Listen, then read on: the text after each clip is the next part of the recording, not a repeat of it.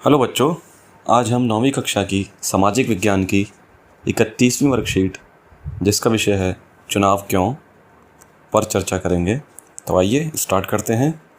किसी भी लोकतंत्र में नियमित अंतराल पर चुनाव होते हैं, यानी कोई भी लोकतांत्रिक देश हो, प्रत्येक लोकतांत्रिक देश में एक निश्चित समय के बाद, एक निश्चित अंतराल के बाद चुनाव होते हैं। जैसे भारत एक लोकतांत्रिक देश है, भारत में हर 5 वर्ष के बाद चुनाव होते हैं।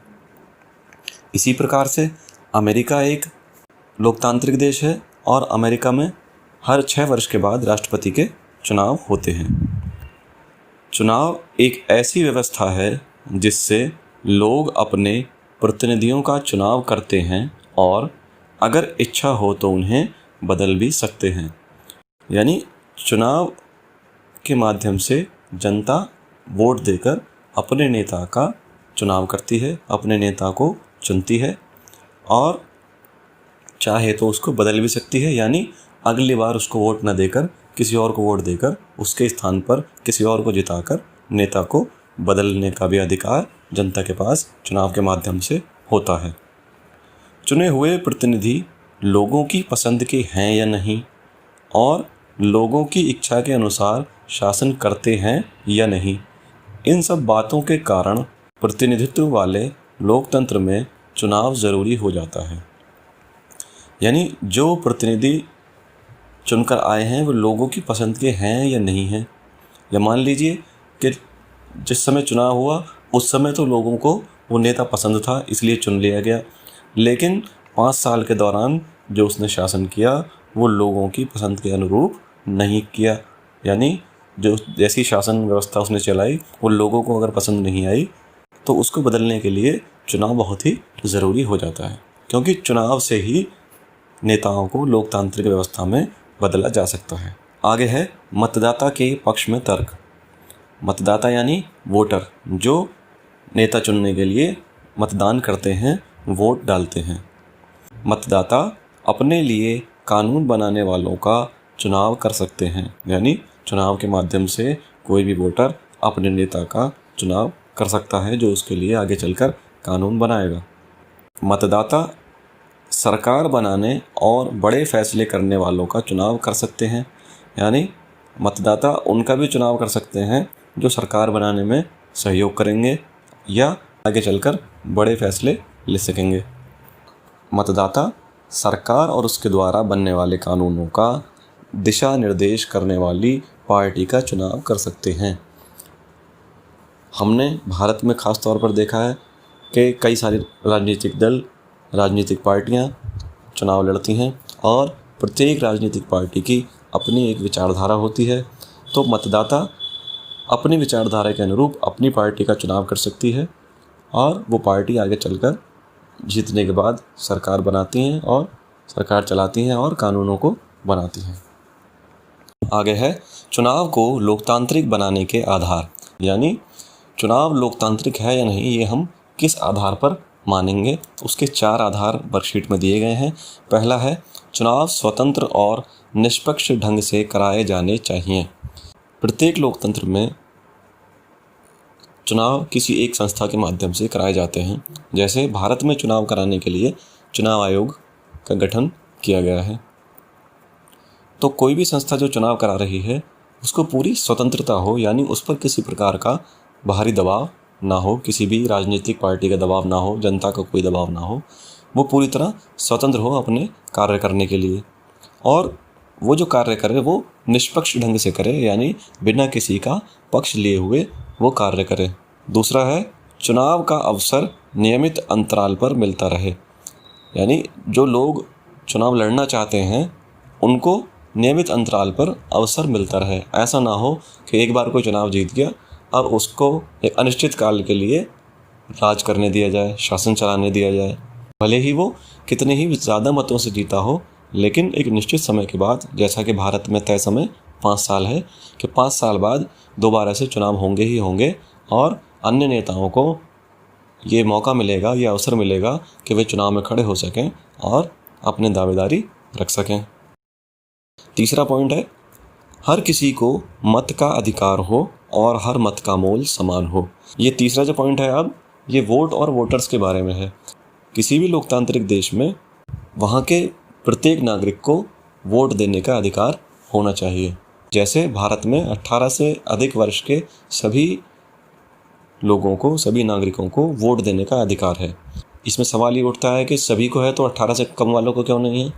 क्योंकि 18 से कम का जो व्यक्ति है, ये माना गया है भारत में कि 18 साल से कम का व्यक्ति अभी उसकी समझ राजनीतिक रूप से इतनी विकसित नहीं हुई है कि वह अपने नेता का चुनाव कर सके।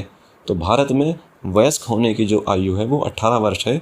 इसलिए हर वयस्क भारतीय, हर वयस्क नागरिक को वोट देने का अधिकार है।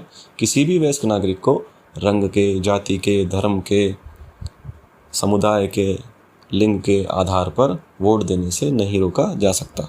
और अगर कहीं रोका जाता है तो फिर वो लोकतांत्रिक चुनाव नहीं कहलाएगा। जैसे अब से 50 साल पहले तक अमेरिका में काले लोगों को वोट देने का अधिकार नहीं था, यानी रंग के आधार पर वोट देने का अधिकार मिला था।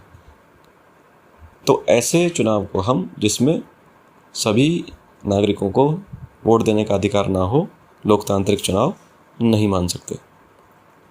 इसके साथ ही इस तीसरे पॉइंट में है कि हर मत का मोल समान हो, यानी प्रत्येक वोट की जो वैल्यू है वो समान हो, हर एक मत का जो मूल्य है वो समान हो। यानी ऐसा ना हो कि एक अधिक पढ़े लिखे व्यक्ति ने जो वोट डाला है उसकी वोटों को 2 गिना जाए और कम पढ़े लिखे व्यक्ति की वोट को आधा गिना जाए, या एक अमीर व्यक्ति की वोट को 2 गिना जाए या अधिक गिना जाए और गरीब व्यक्ति की वोट को कम गिना जाए, या पुरुषों की वोट के मूल्य को ज़्यादा माना जाए और महिलाओं के वोट के मूल्य को कम माना जाए। तो ऐसा अगर है तब भी चुनाव लोकतांत्रिक नहीं माना जाएगा। चौथा है, चुनाव में मतदाताओं को अपनी पसंद के उम्मीदवार चुनने का विकल्प उपलब्ध हो। यानी लोकतंत्र में जो भी चुनाव हो उसमें वोटर्स के सामने ऑप्शंस होने चाहिए कि वो 3 में से, 4 में से, 10 में से, 2 में से किसी एक नेता को चुन सकते हैं। इसका एक उदाहरण ये है कि हमारे पड़ोसी देश पाकिस्तान में भी लोकतांत्रिक सरकार है, लेकिन अब से लगभग 20 वर्ष पहले तक वहाँ पर तानाशाहों ने उस पर शासन पर कब्ज़ा कर लिया था और तानाशाह जनता को और विश्व को ये जताने के लिए कि हम लोकतांत्रिक देश हैं, अपने लिए वोटिंग भी करवाते थे। वे स्वयं खड़े होते थे अकेले ही भारी मतों से जीतकर वे अपने आप को शासक भी घोषित कर देते थे। तो जिस लोकतंत्र में केवल एक ही नेता चुनाव में खड़ा हो, जनता के पास दूसरे नेता को चुनने का कोई विकल्प ही ना हो, या नेताओं में से किसी एक को चुनने का कोई विकल्प ही ना हो, क्या वो चुनाव लोकतांत्रिक हो सकता है? बिल्कुल नहीं। जब तक चुनाव में एक से अधिक ऑप्शंस जनता के पास अपने नेता को चुनने के लिए उपलब्ध ना हो, तब तक वह चुनाव लोकतांत्रिक नहीं कहा जा सकता। आगे है, क्या राजनीतिक प्रतिद्वंद्विता या प्रतियोगिता अच्छी चीज़ है? चुनाव के दौरान निर्वाचन क्षेत्र में उम्मीदवारों के बीच प्रतियोगिता का माहौल हो जाता है। इसमें कुछ नुकसान भी दिखते हैं। कई बार लोग अलग अलग पार्टियों को पसंद करते हैं, जिससे हर घर और बस्ती में बंटवारे जैसी स्थिति हो जाती है। यानी जब भी किसी लोकतंत्र में चुनाव का समय आता है, तब उम्मीदवारों के बीच एक अलग सही कंपटीशन स्टार्ट हो जाता है। वे एक दूसरे को हराने के लिए, एक दूसरे को अपने से कम दिखाने के लिए उनसे बेहतर करने और उनसे बेहतर बनने के वादे करते हैं। और ये देखा गया है कि समाज के लोग अलग अलग ग्रुपों में, अलग अलग समूहों में बढ़ जाते हैं। कोई एक समूह किसी एक पार्टी को सपोर्ट करता है तो दूसरा समूह किसी दूसरे नेता को सपोर्ट करता है। अलग अलग विचारधाराओं का टकराव समाज में देखने को मिलता है, जिससे समाज में कई बार तनाव की स्थिति भी बन जाती है। समाज की सेवा करने की चाह रखने वाले कई अच्छे लोग भी इन कारणों की वजह से चुनाव नहीं लड़ते, परंतु प्रतिद्वंदिता के बिना चुनाव बेमानी हो जाएगा। यानी कई बार समाज में जो अच्छे काम करने की सोच रखने वाले लोग हैं, सामान्य जो लोग हैं, वह भी इस कंपटीशन के, इस प्रतिद्वंदिता के कारण, चुनावी माहौल के कारण वे भी चुनाव लड़ने से कतराते हैं, चुनाव लड़ने से बचते हैं। लेकिन अगर चुनाव से प्रतिद्वंदिता को, कंपटीशन को अगर ख़त्म कर दिया जाए तो फिर चुनाव भी बेमानी हो जाएगा।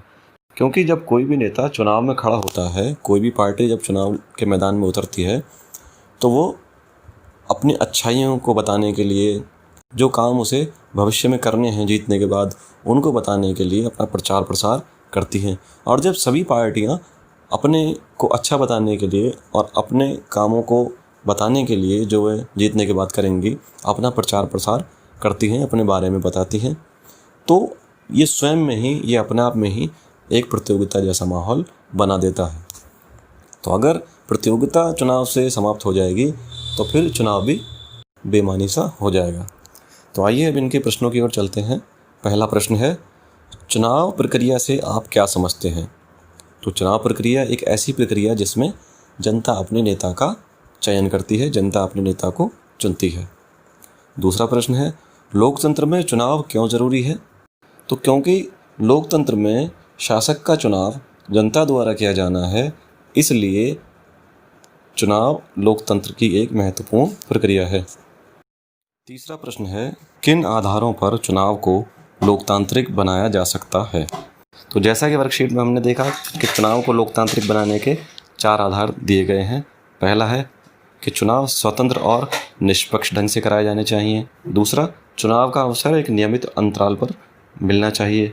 तीसरा, हर व्यक्ति को मत देने का अधिकार होना चाहिए और प्रत्येक मत का मोल समान होना चाहिए। चौथा, चुनाव में मतदाताओं को अपनी पसंद के उम्मीदवार को चुनने का विकल्प उपलब्ध होना चाहिए। अगला यानी आखिरी प्रश्न है, आपके अनुभव के अनुसार राजनीतिक प्रतिद्वंदिता का स्वरूप कैसा होना चाहिए? तो हमारे अनुभव के अनुसार राजनीतिक जो प्रतिद्वंदिता है उसमें कई राजनीतिक दल और नेता बहुत अधिक खर्चा करते हैं, पैसा खर्च करते हैं, तो उन पर भी प्रतिबंध लगना चाहिए। साथ ही चुनाव में किसी भी धर्म, जाति आदि के आधार पर लोगों को वोट मांगना, लोगों को भड़काना, लोगों को उकसाना आदि पर प्रतिबंध लगना चाहिए, जिससे समाज में तनाव का माहौल न बने। और वीडियोस देखने के लिए इस चैनल को सब्सक्राइब करें।